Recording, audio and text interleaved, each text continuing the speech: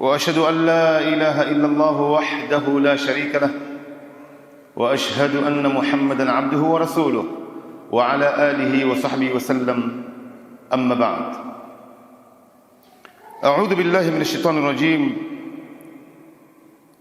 إن المسلمين والمسلمات والمؤمنين والمؤمنات والقانتين والقانتات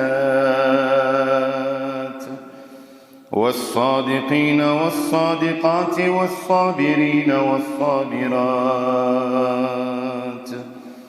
والخاشعين والخاشعات والمتصدقين والمتصدقات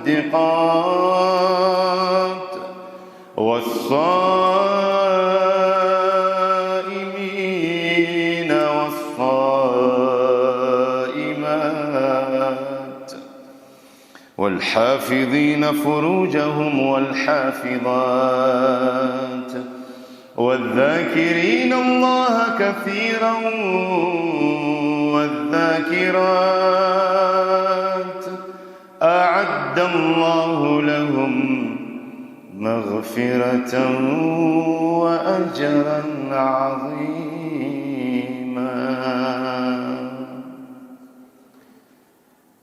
وقال رسول الله صلى الله عليه وسلم: خيركم لأهله وأنا خيركم لأهلي. Kwa kweli baada ya Sheikh Isaac na Sheikh Saad kuongea,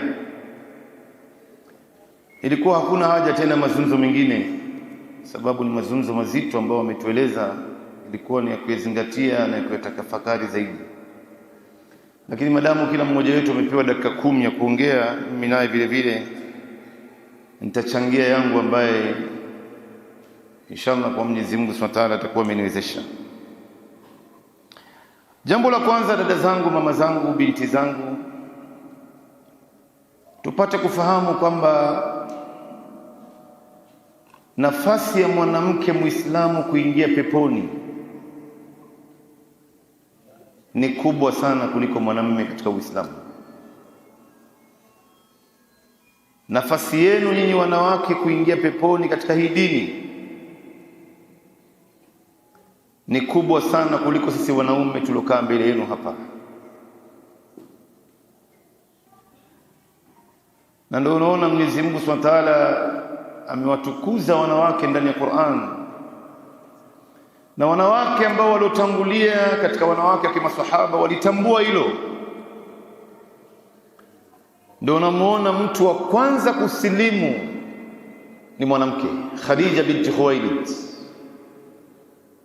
Masahaba wa kiume wote hakuna mtu aliyosilimu mbele yake huyu. Mtu wa kwanza kuuawa ndani ya hii dini ni mwanamke, Sumayya binti al-Khayyat. Mtu wa kwanza aliyokuwa na elimu kuliko watu wote ni mwanamke ambaye ni Aisha radhiallahu anha. Hata Mtume alipofariki, masahaba wanaume na wanawake wakimfuata Bi Aisha kumuuliza maswali ya dini, maana yake akifanya da'wa na akieneza da'wa. Na ndio kuonesha uzito wa wanawake. Ndani ya Qur'an kuna sura nzima inaitwa surati an-Nisa. Ndani ya Qur'an hakuna surati ar-Rijal, hakuna sura ya wanaume, lakini kuna sura ya wanawake. Na ndani ya Qur'ani kuna surati at-Talaq. Hii surati at-Talaq, baadhi mufassirin kama anavyosema Imam Ibn Kathir, inaitwa surati an-Nisa as-Sughra. Ni sura ya kutetea haki ya wanawake iliyokuwa ndogo. Wewe leo ukitaka haki yako wewe mwanamke, kasome surati at-Talaq, utaipata haki zako zote mle ndani. Ndani ya Qur'ani kuna sura nzima inaitwa surati al-Mujadala. Hii sura imeteremshwa kwa sababu ya kutetea haki ya mwanamke. Mwanamke mmoja, Khawla binti Tha'laba, mume wake anamwambia, wewe mbele yangu ni sawa na mgongo wa mama yangu. Mwenyezi Mungu anateremsha sura nzima kutetea haki ya mwanamke huyu, na hii ndio sura ya pekee ndani ya Qur'an kila aya iliyotajwa ina jina ya Allah ndani yake, kwa sababu ya kulinda heshima ya mwanamke. Na ndio unaona ndani ya Qur'ani kuna surati Maryam, na huyu mwanamke ndio mwanamke wa pekee aliotajwa kwa jina ndani ya Qur'an, kwa sababu ya kadhia nzito iliyopita katika maisha yake. Mimi nitawaelezeni ndugu zangu, dada zangu, mama zangu, kwamba nafasi yenu ya kuingia peponi ni kubwa sana kuliko wanaume, kuliko sisi ambaye ni wanaume, kwa sababu zifuatazo.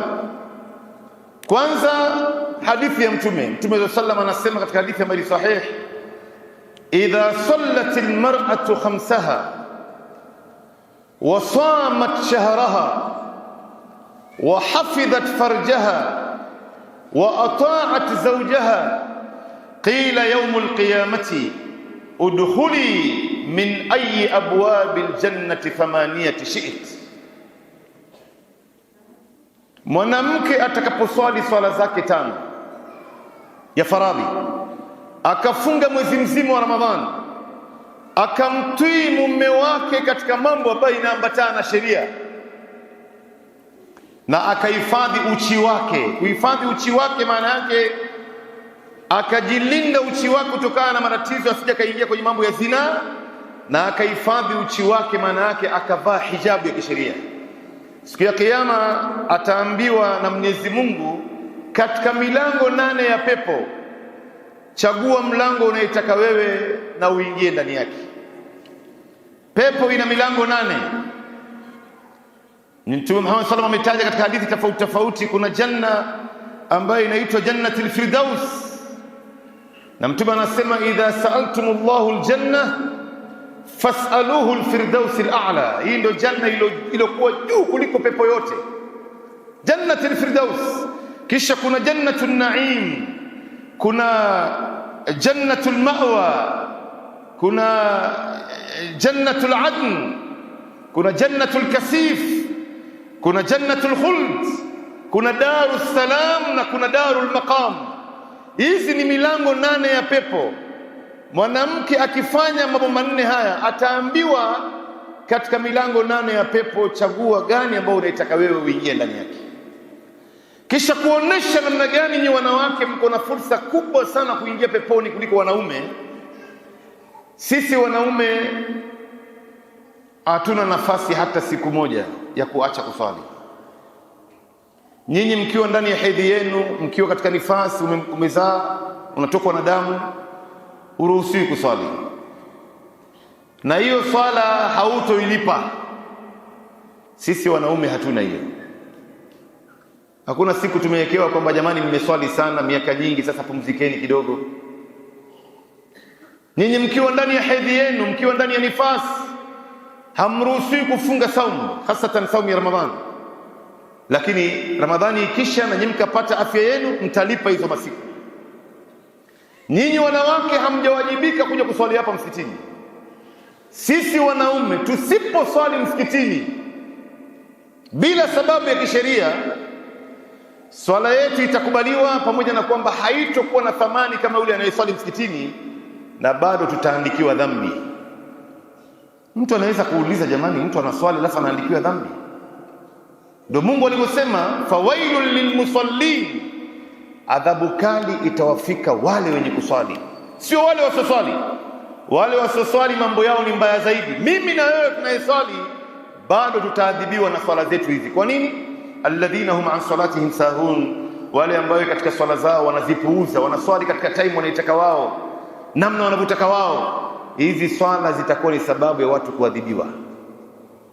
Lakini wewe mwanamke hujawajibika kuja kuswali hapa msikitini. Sehemu yako nzuri ya kuswali ni nyumbani kwako. Tena Mtume sallallahu alaihi wasallam anasema mwanamke anaposwali katika chumba ya mume wake, chumba cha mume wake, swala yake ni bora kuliko kuswali katika sehemu nyingine yote ya nyumba. Lakini leo ataswali katika sehemu nyingine yote ya nyumba, ataswali barazani, chumba cha watoto, uani, sebuleni, thawabu yake ni kubwa kuliko mtu anayekuja kuswali msikitini. Lakini Mtume sallallahu alaihi wasallam anasema la tamna'u ima Allahi masajid Allah, msiwakataze watumwa wa Mungu, waja wa Mungu hawa wanawake kuja kuswali hapa msikitini, maadamu hakuna fitna, hakuna hofu, watakuwa ndani ya amani, maisha yao haitakuwa hatarini, waje hawa wanawake kuswali hapa msikitini, kwa sababu watakaposwali msikitini watapata mawaidha kama haya, watapata khutba za Ijumaa, watapata kujuana na wenzao, watapata kujua ulimwengu unavyokwenda, watafaridika kuliko mtu kila mara kuwa ndani ya nyumba tu hatoki, maadamu haitoleta fitna.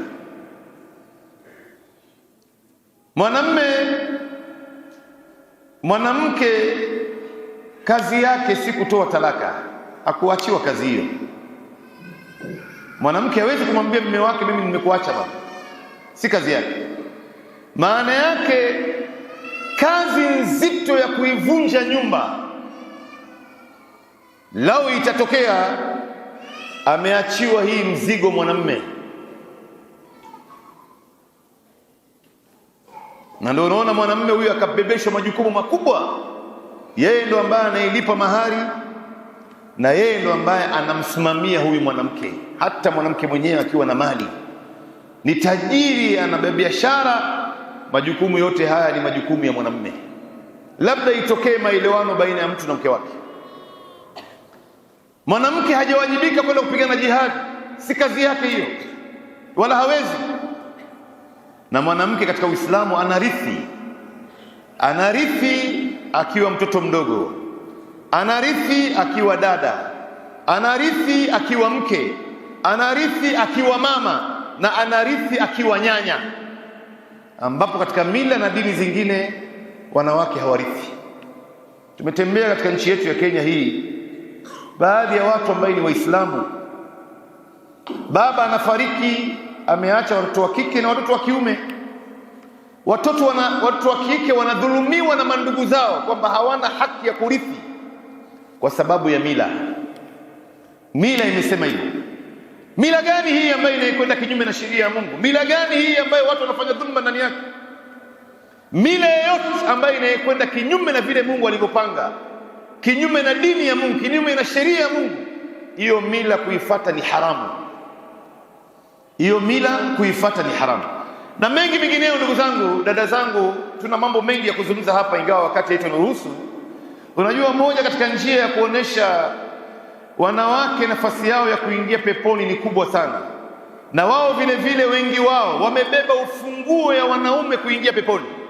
Kuna baadhi ya wanaume hawatoingia peponi ila kwa sababu ya wanawake waliowazunguka. Miongoni mwa hadithi, Mtume Muhammad sallallahu alaihi wasallam anasema, man ala jariyataini hatta tablugha dakhaltu jannata ana wa huwa kahataini.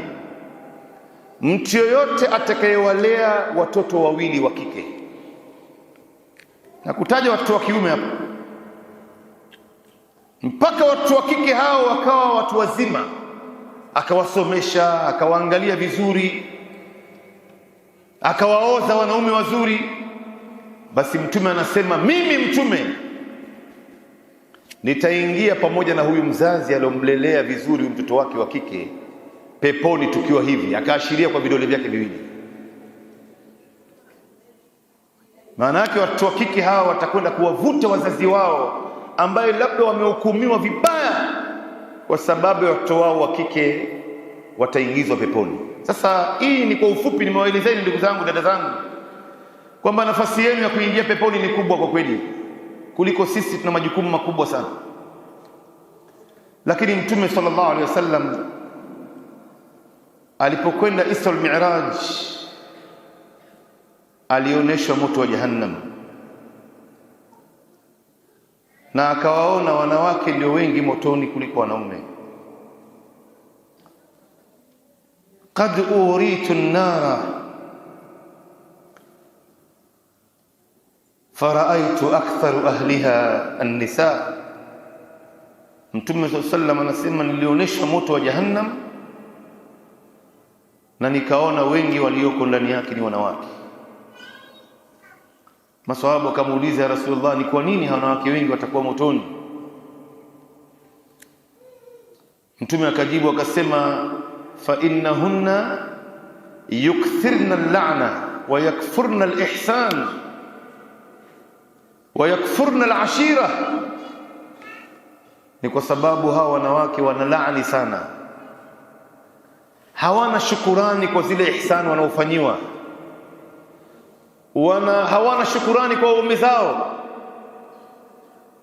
Kisha Mtume sallallahu alaihi wasallam anasema mwanamume anamfanyia khairi nyingi mke wake, anamnulia, anamjengea, anamweka juu, anamlisha vizuri, alafu siku moja huyu mwanamume anamkosea kosa moja tu, kosa moja tu, na labda wakati mwingine sio kosa ya kisheria, labda ameoa mke wa pili, au labda imetokea makosa moja au nyingine amempata nayo. Mwanamke anamwambia mume wake, wallahi katika miaka 30 ambayo tumeishi mimi na wewe sijawahi kuona khairi yoyote. Kutokuwa na shukurani kwenu nyinyi juu ya watu waliowazunguka nyinyi wanawake itasababisha wengine wenu watajikuta mahali pabaya sana, watajikuta mahali pabaya sana. Ndio Mtume sallallahu alaihi wasallam akasema, wallahi lau ingeliruhusiwa mtu kumsujudia mtu mwingine baada ya Mwenyezi Mungu, ningemwamrisha mwanamke amsujudie mume wake. Wewe mwanamke, pamoja na urembo wote uliokuwa naye, pamoja na uzuri wote uliokuwa naye, pamoja na maisha yote uliokuwa naye, hauwezi kuwa mwanamke bila kuwepo na mume kwako wewe. Na hivyo hivyo mwanamume vile vile hawezi kuwa mwanamume bila kuwa na mke. Ni watu ambao wanategemeana katika maisha, na ndio unaona wanaume wengi tumekaa hapa, nyumba haiwezi kuwa nyumba pamoja na matatizo yote ambayo wanawake wako naye. Nyumba haiwezi kuwa nyumba bila mwanamke, na mume hawezi kuwa mume bila kuwa na mke. Hawezi kuwa mbona mimi sasa hivi nimeamua sitaki tena kuoa, mwanamke pia anasema sitaki tena kuolewa. Hapana. Dada zangu, mama zangu, Mwenyezi Mungu amewawekeni nyinyi katika heshima kubwa sana, amewalindia haki zenu kama Sheikh Saad alivyozungumza hapa, amewainua juu, amewaondoa katika maisha ya utumwa, katika maisha ya unyama. Nyinyi mlikuwa takataka katika zama za mwisho za nyuma kule, mlikuwa mnafanywa kama vile wanyama, hamthaminiwi. Bunge ya Ufaransa inajadili huyu mwanamke ni binadamu au si binadamu, wanapitisha kwa sauti moja kwamba huyu mwanamke sio binadamu, na ndio kwa sababu wanadai kwamba italimtoa Adam peponi, huyu ni sheitani. Wamemnyima heshima yake, wamemfanya kama ni kitu chombo cha kutumiwa tu. Kwa nini Mwenyezi Mungu baada ya kuwapa haki zote hizi ni wanawake jamani, mbona mnamkosea Mwenyezi Mungu heshima yake jamani? Mbona mnaidhalilisha hii dini? Mbona mnamdhalilisha Mwenyezi Mungu? Wengine wenu wanaivua hijab, wengine wenu wanaiaibisha dini, wengine wenu wanaitumia niqab vibaya. Baadhi ya wanawake wanavaa niqab kwa ajili ya kwenda kufanya machafu, wanajificha ndani yake. Unatumia heshima ya Mungu ambaye ni hijab aliyompa mwanamke kufanya naye maovu katika dunia hii. Unatarajia utakuwa na khairi gani wewe? Kwa kweli ilikuwa inatakana uwe na shukrani kubwa sana kwa Mungu wako. Mungu amekuinua akakupa heshima zote, akakuweka ndani ya nyumba yako. Hawa maadui wanasema, yaquluna anna albayt sijnu almar'a, wanasema kwamba ni nyumba katika maisha ya Muislamu ni jela ya mwanamke. Sio jela, ni heshima ya mwanamke. Na mwanamke mwenyewe ndo ameamua kukaa ndani ya nyumba ya mume wake, akaamua kuvaa hijabu yake ya kisheria, akaamua kujisitiri, hatoki nje ovyo.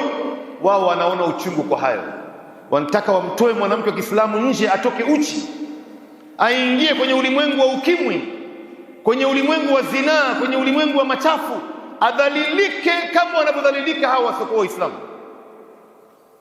Kwa hivyo dada zangu, mama zangu, chungeni sana heshima zenu na muheshimuni sana Mwenyezi Mungu na mtume wake na hii dini kwa ujumla, kwa heshima mliopewa.